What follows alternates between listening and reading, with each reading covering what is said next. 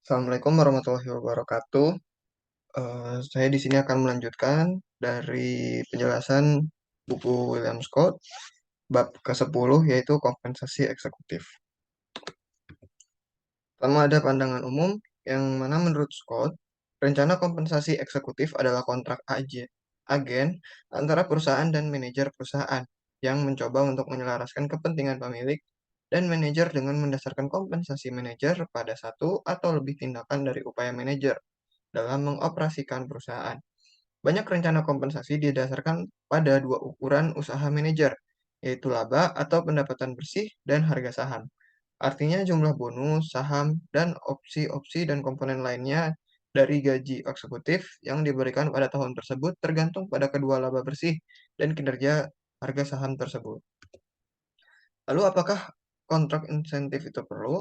Menurut Fama 1980, menyatakan bahwa kontrak insentif dari jenis yang dipelajari pada kontrak keagenan antara pemilik perusahaan dan manajer tidak diperlukan, karena pasar tenaga kerja manajerial mengendalikan moral hazard. Fama juga berpendapat bahwa untuk manajer tingkat bawah, setiap kelalaian akan terdeteksi dan dilaporkan oleh manajer di bawah mereka yang ingin maju. Artinya, proses internal pemantauan beroperasi untuk mendisiplinkan manajer yang mungkin kurang tunduk pada disiplin pasar tenaga kerja manajerial itu sendiri. Sehubungan dengan kemampuan reputasi manajer untuk mengendalikan moral hazard, Fama tidak mempertimbangkan bahwa manajer mungkin dapat menyamarkan efek pengabaian, setidaknya dalam jangka pendek dengan mengatur pelepasan informasi. Ada rencana kompensasi manajerial.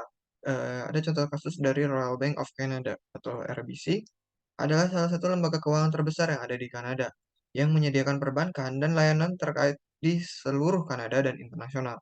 Sahamnya diperdagangkan di bursa saham di Kanada, Amerika Serikat, dan Swiss.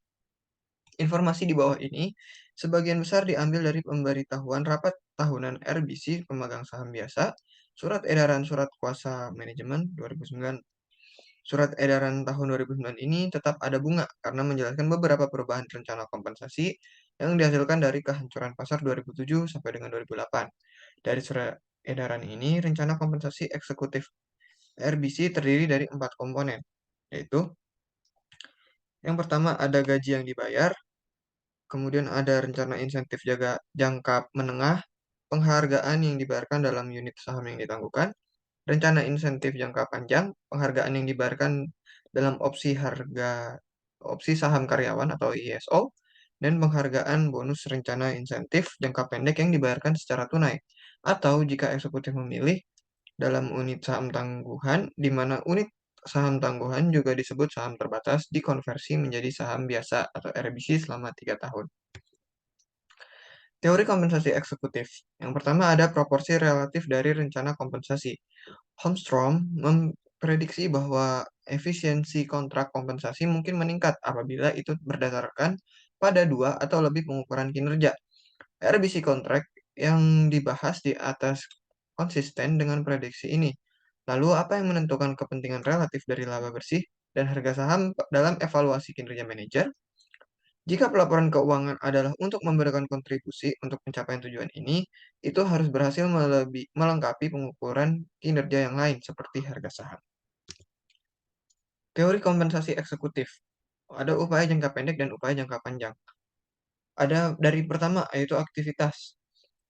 Pada upaya jangka pendek itu ada pengendalian biaya, pemeliharaan, moral pekerja, periklanan, dan aktivitas harian lainnya. Kemudian untuk long run effortnya ada perencanaan jangka panjang, R&D, dan akuisisi. Kemudian ada net income yang dihasilkan. Untuk jangka pendek seperti kebanyakan pada periode berjalan, sedangkan pada jangka panjangnya mungkin lebih banyak pada periode yang selanjutnya. Karena alokasi effort manager tidak dapat diamati secara langsung oleh pemilik perusahaan, maka salah satu kemungkinan untuk mengatasinya adalah kompensasi, yang mana berdasarkan kedua pengukuran kinerja, baik yang kongruen maupun yang tidak kongruen. Kemungkinan lainnya adalah multi-period kontrak antara pemilik perusahaan dan manajer yang berakhir pada tanggal yang sudah ditetapkan, di mana pada akhir setiap periode, kontrak akan dinegosiasikan kembali sehingga manajer mengetahui kompensasi di masa depan akan termasuk dengan laba pada effort laba rugi yang sekarang. Peran risiko dalam rencana kompensasi. Penting untuk menyadari bahwa risiko kompensasi mempengaruhi bagaimana manajer menjalankan perusahaan. Jika risiko terlalu kecil, effort manajer akan rendah. Namun, jika terlalu besar risikonya, manajer akan kurang investasi pada proyek yang beresiko. Meskipun akan menguntungkan bagi pemegang saham yang beragam.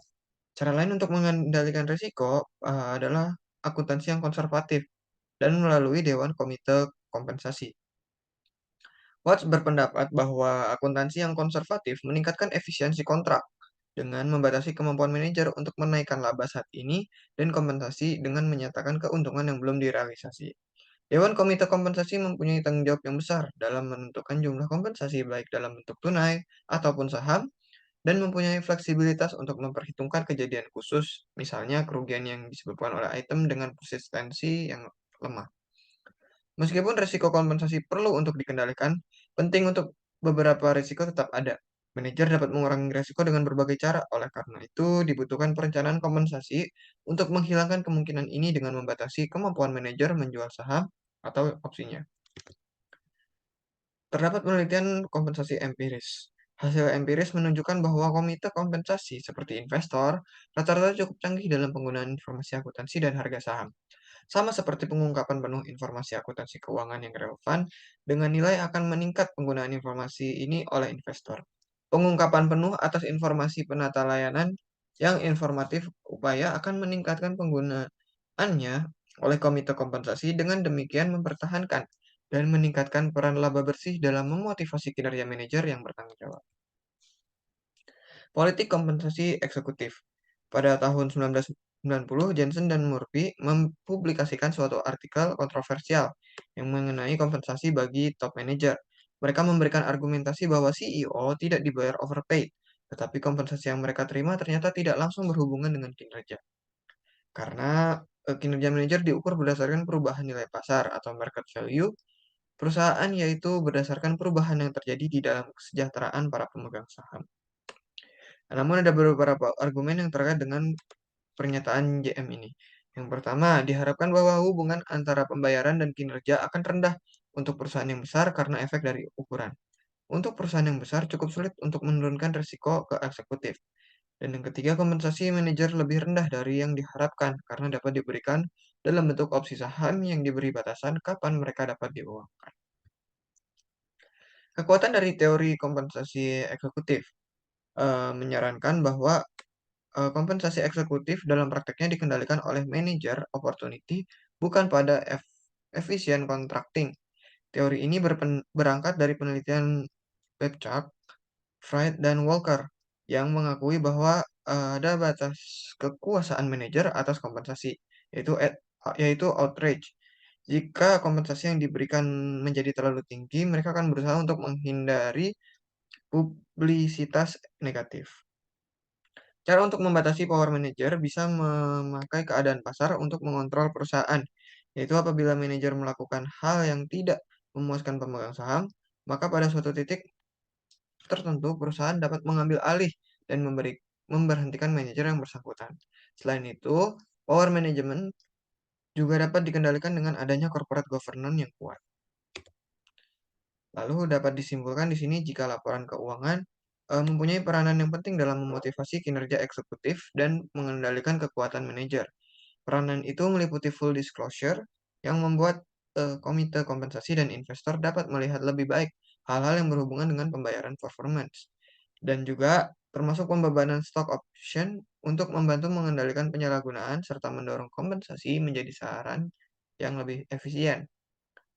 Sebagai hasilnya, kinerja manajer yang bertanggung jawab adalah yang mendorong dan meningkatkan reputasi manajer dengan mengurangi informasi yang tidak komplit atau bias.